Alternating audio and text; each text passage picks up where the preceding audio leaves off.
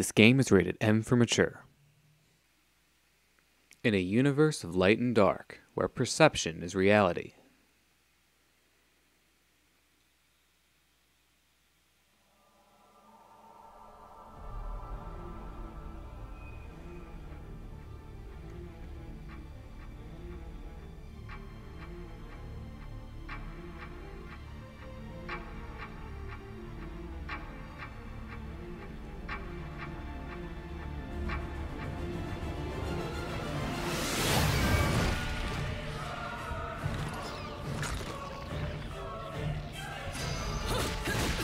The legend of Aesir, a legend from the dawn of time. Nobody knows where the world came from. A struggle caused the trinity of realities to be split into three realms: light, darkness, and chaos. Obviously, our world was the one born from chaos. The three worlds all needed rulers, most of all ours. And the one that ruled the chaos became known as Aesir.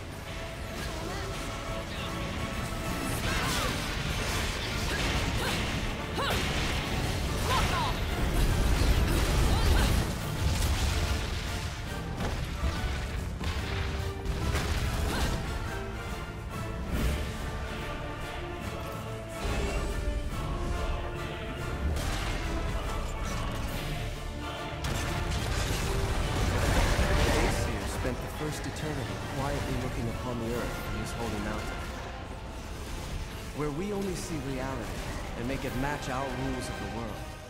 Aesir saw through reality, and those visions became our world. These observations became Aesir's power. Aesir's eyes were truly the eyes that created the world. However, Aesir pitied the humans for their naivete and lack of free will. So the power he wielded was split into two equal halves, and entrusted each to humanity's instincts. The right eye of light, and the left eye of darkness.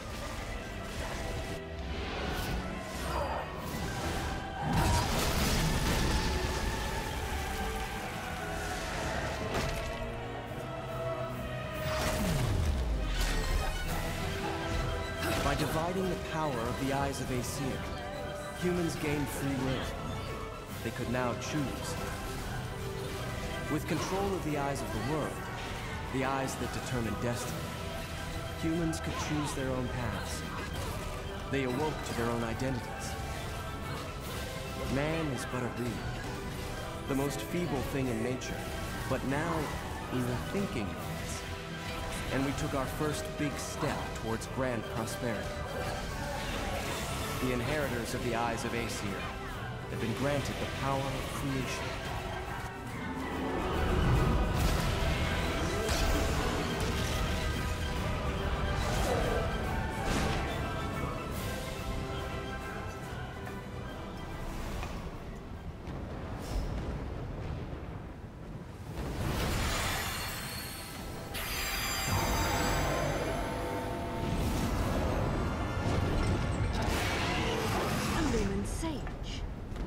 Cheeky.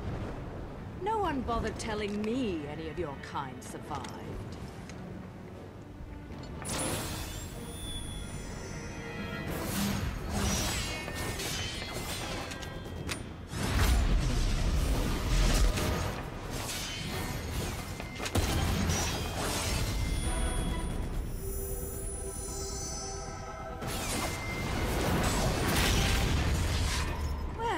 At least you're the silent type.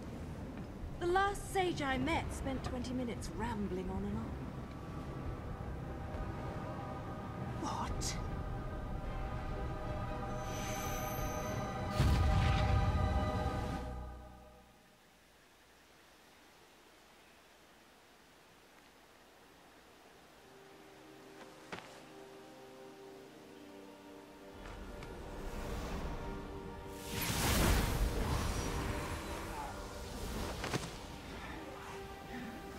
You will not escape this fate. We will perish together.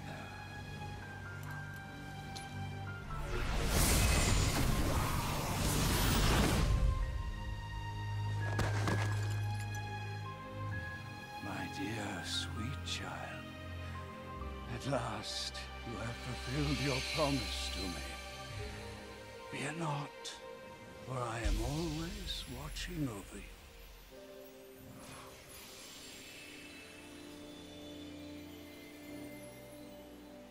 But the right eye of light was lost from the world forever, along with its possessor, the last of the Lumen Sages.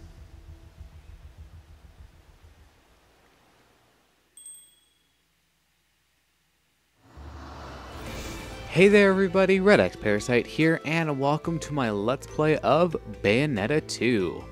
Been looking forward to doing this one for a while, and I'll be playing it on Switch, which will officially make this the soonest that I've ever Let's Played a game after it came out, since it's only out for 5 days on the Switch at this point in time. I mean, of course, the actual first release was back in 2014, but I can claim that at least. So I'm going to jump into the prologue here quickly, because it is pretty long, but just wanted to comment about that record of time there for a moment. The track that plays during that is The Legend of Aesir, and it's really awesome. Nothing against One of a Kind, which is what plays during the records of time from the first game, but I feel like The Legend of Aesir kind of blows that track out of the water.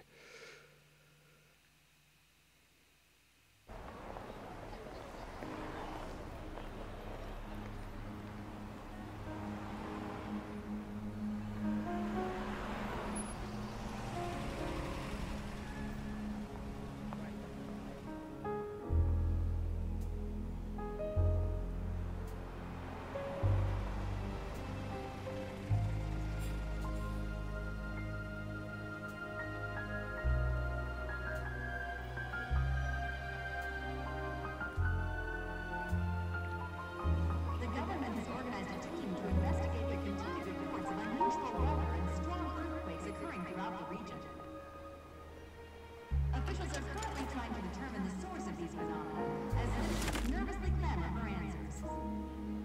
Our special report on the regional disasters, Nature Unleashed, continues after these messages.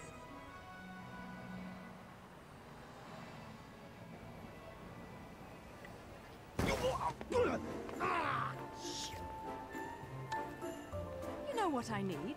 Some heels without guns. You don't mind if we make a quick stop, do you, Enzo? Do you know what day's coming up? Here I was shopping, minding my own business, then you show up and turn me into a damn porter. Seriously, Bayonetta, you still haven't paid me back for the car. Hey, whoa! Now, is that any way to speak to an old friend? Besides, I did that job for you. For free, I might add.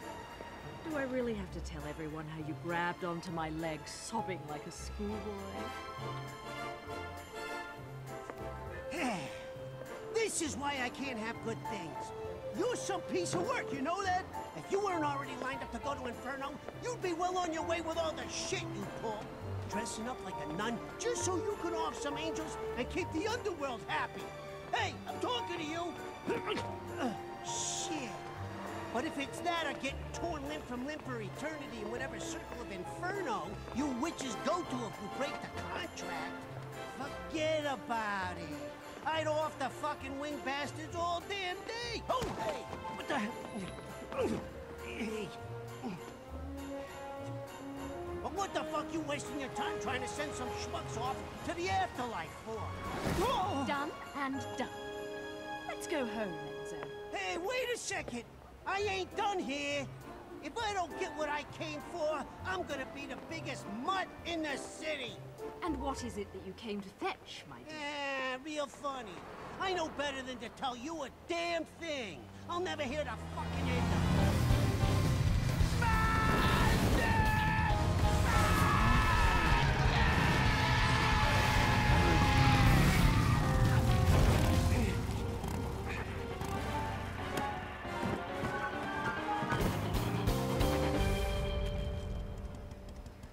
You always know how to make an entrance, Jeanne. A rare sight to see you in the city. Just had something I had to look into. Cereza, you haven't felt anything strange recently?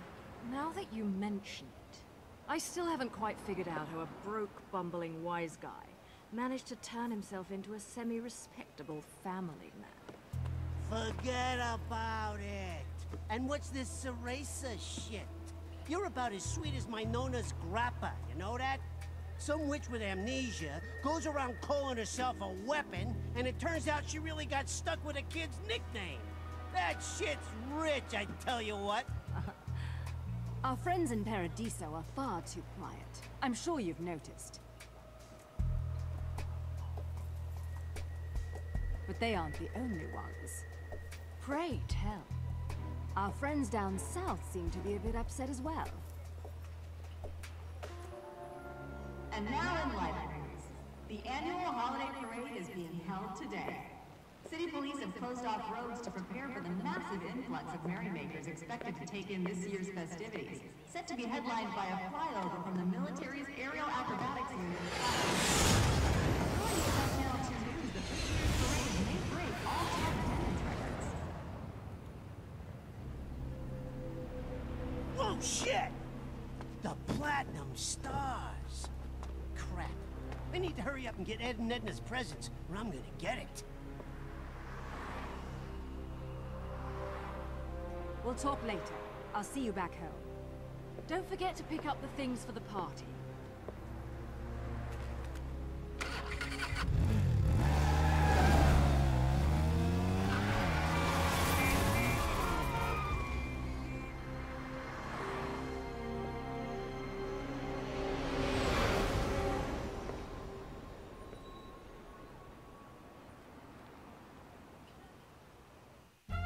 What's the matter with you? I told you what I'm after. A jet! I want a toy jet! You know, the kind with wings, flies in the sky. No, I'm not buying any damned angels. Yellow, blue, I don't care what color they are. I learned my lesson with those bastards, you hear me? Just a normal damn jet, please! You hear that? I want one of those! The thing's flying in the air right now. That's the one. That's the biggest one you got in the store, right? Wrap it up nice, will you? It's a present, for God's sakes. Yo! You know what? Screw the pretty ribbon. Just hurry up and put it in the box, will you?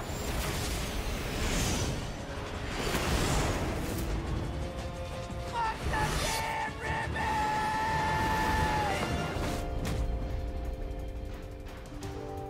You know, I try to avoid doing this in my Sunday best.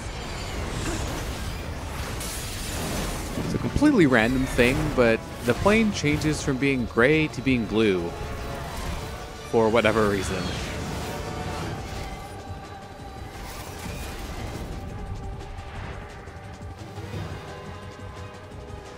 Of course, this wouldn't be a Bayonetta prologue without fighting.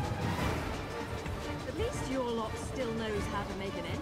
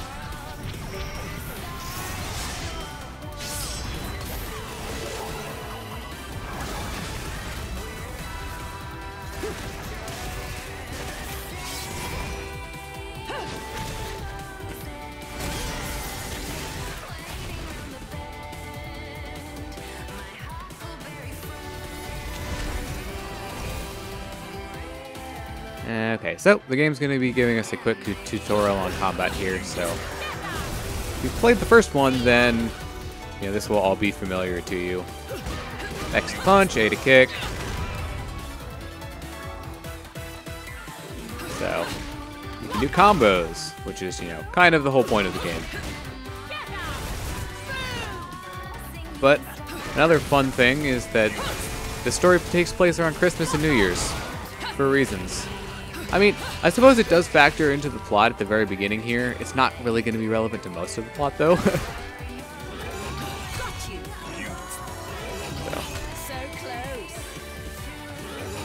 Alright, we'll move on. It's telling us about witch time. And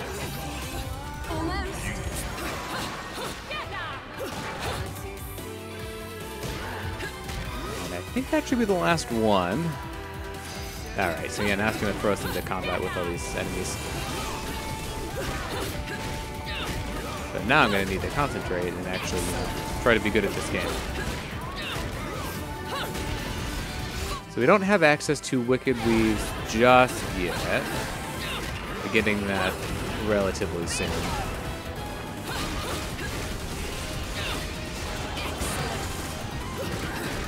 But I'd say I like Bayonetta's new look here. Shorter hair looks good on her.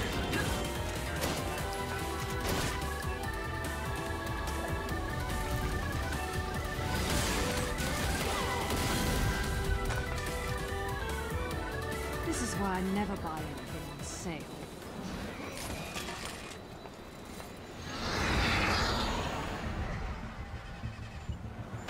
Didn't I say it? This is why I can't have nice things. Damn it, car, start already! Right on time to deliver a little holiday cheer. Oh, fucking wonderful! Bro, Don? But I don't believe in Santa! Watch your mouth, Rizzo.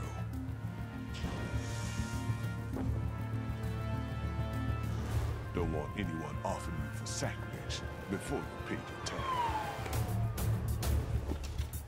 Unbelievable! Ah!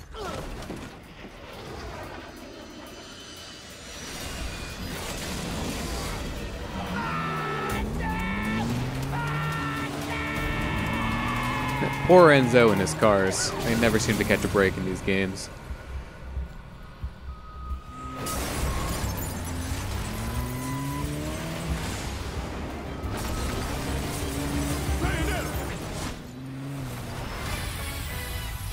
So, got a new look. She also has a new set of guns. So these are Love is Blue.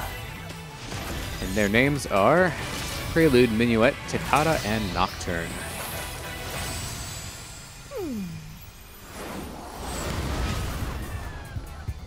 I believe! I believe! I fucking believe! Beautiful.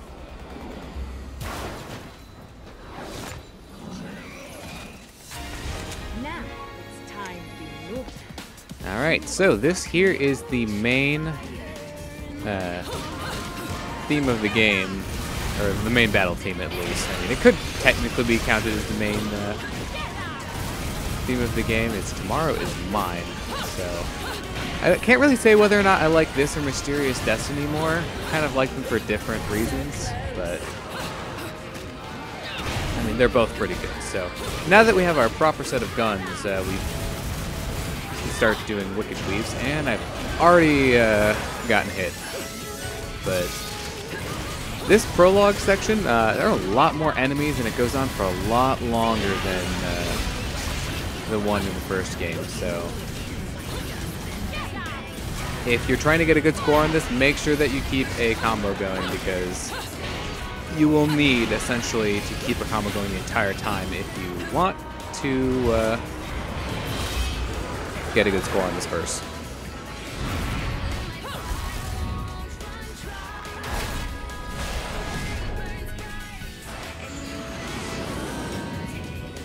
You did a 4G inverted dive in a MiG-38? Yeah, don't ask me how the planes are working here, because I'm not sure how we're getting them to pilot them so effectively here. Nope. The game's introducing us to all of the major items. You have halos, which are your money. green laurels, which will restore some of your health. And we'll have some concocting ingredients that are the same from the previous game later on as well. Now, apparently my combo dropped at some point, so I will not be getting the best score on this. So we have some new regular moves to deal with here. Most of the enemies in this game, until we get to a certain point, are going to be new enemies. So it does help to keep things fresh.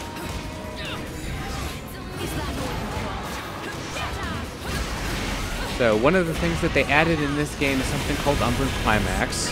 So when you have a full magic meter, you can do a torture attack, and you can still do those, but you can press L, and that will basically allow you to unleash a flurry of attacks. Essentially, all your attacks become Wicked Weaves. It is very good, especially when you're dealing with multiple enemies, because all of your attacks will hit multiple enemies, and you get a lot of points for it. So it's generally a good idea to use Umbran Climax when you can.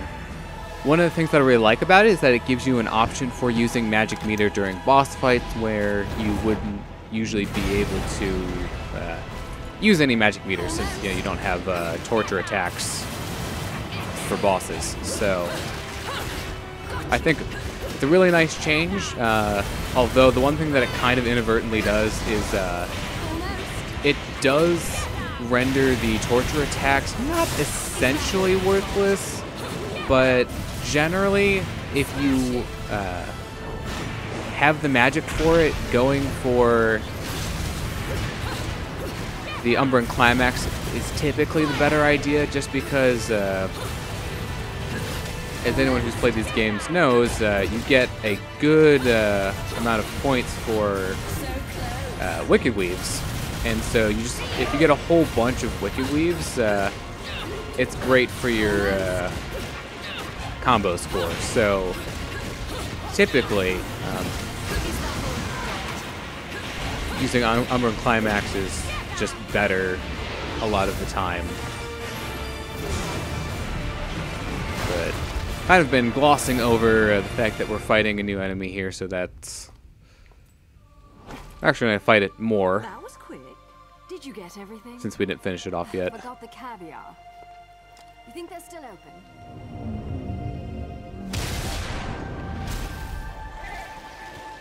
It's not Christmas without caviar.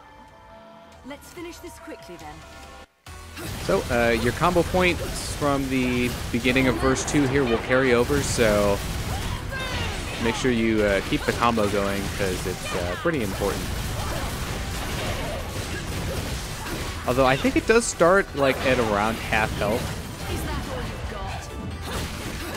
so you won't have as much damage to deal. And Jeanne is also helping us, so.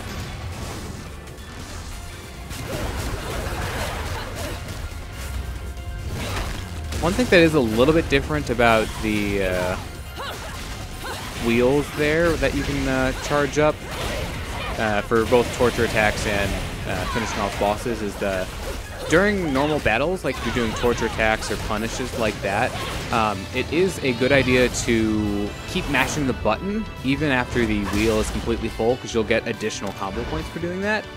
But one thing that they changed is when you're doing climaxes for boss fights or mini bosses in this case, once you get the wheel to full, there's no benefit for going beyond that. So you can see once I get this all the way full, you get the max bonus of 2400, and you can't extend it any further beyond that. So there you go, pure platinum. And I actually failed to mention this as well, but I got a platinum on the combo for the first, which I was kind of surprised about.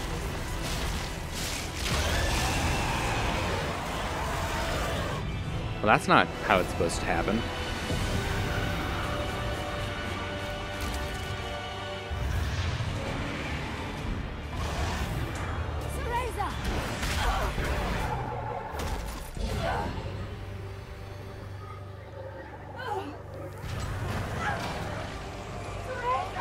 John! This isn't how things end!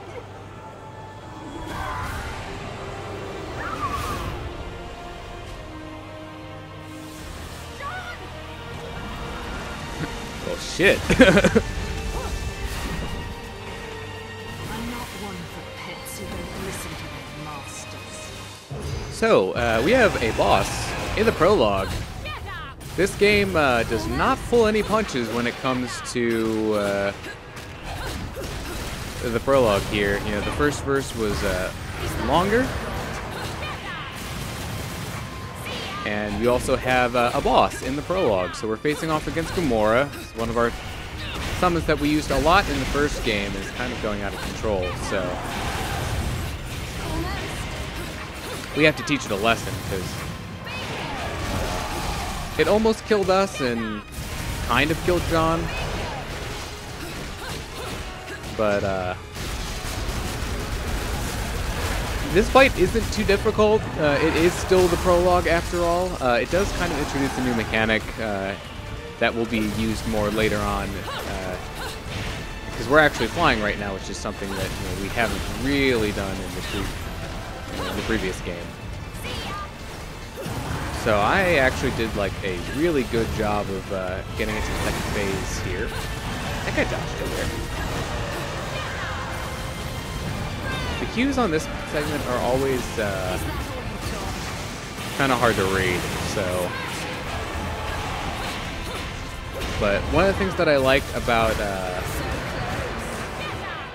this fight, and they introduced it in this game, and some of the other fights have it too, is they actually have adaptive music. So once we got its health down low enough there, you could see that the music changed.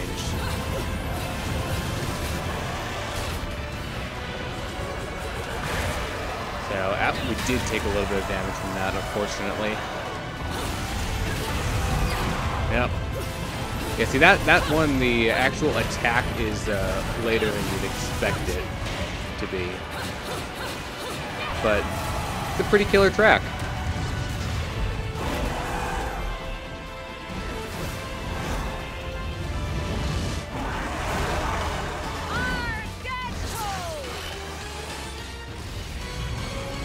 Yep.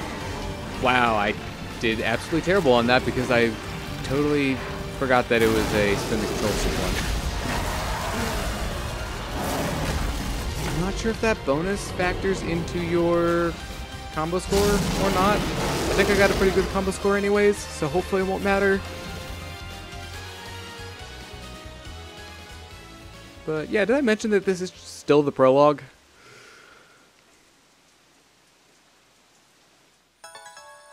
Yeah, okay. Yeah, I just took a little bit of damage there, so.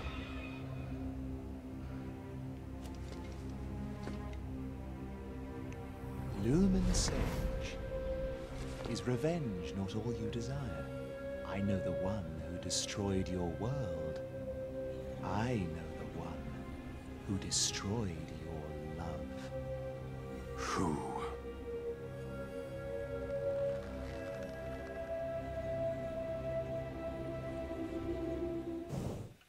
That guy's definitely not the main villain of the game.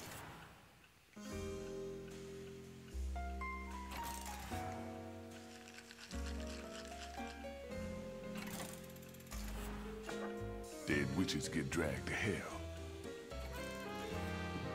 It is what it is. Jean's gonna wander Inferno suffering for eternity. Them's the breaks. I didn't ask you to tell me what I already know, Rodin. Especially if you're going to be flip about it. You know better than that. You're not the kind to let that sort of summon go out of control, Bayonetta. Something's up. The balance of powers that keep things in check don't feel right, does it?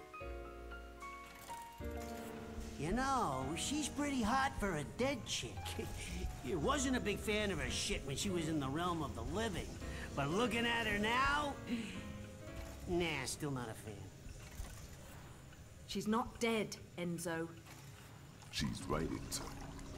You're only really dead after your soul's been completely absorbed into another realm of the Trinity. But That's just a matter of time. 'Cause I don't see no way of saving a soul lost in hell. What about the gates? The real gates of hell? I can't stop you from trying to use them, but I don't think you got a chance down there. I'll see what I can do about putting her on ice for a while. You'll need this. The heart of an Umbra witch. The magic that keep your kind alive in this world for eternities. Should keep her body in this realm stable, but you'll need to reunite this with her soul if you're gonna try and bring her back. I figure you got about a day before it's game over.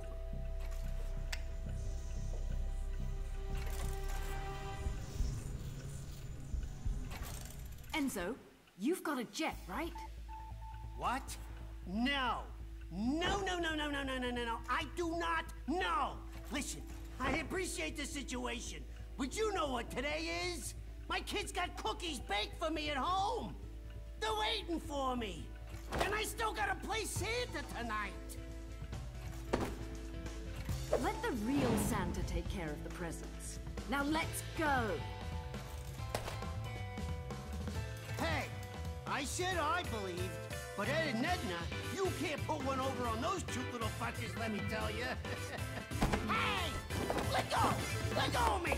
Why do I always get wrapped up in this shit? Ain't this motherfucker.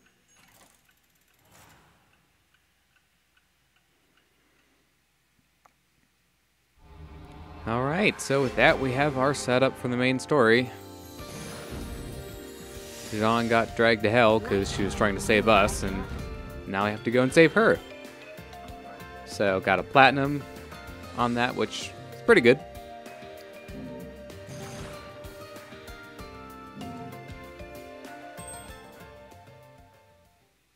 Alright, so this episode's been going on for plenty long enough. So, in the next one, we'll be starting Chapter 1. So thank you very much for watching this episode of Let's Play Bayonetta 2.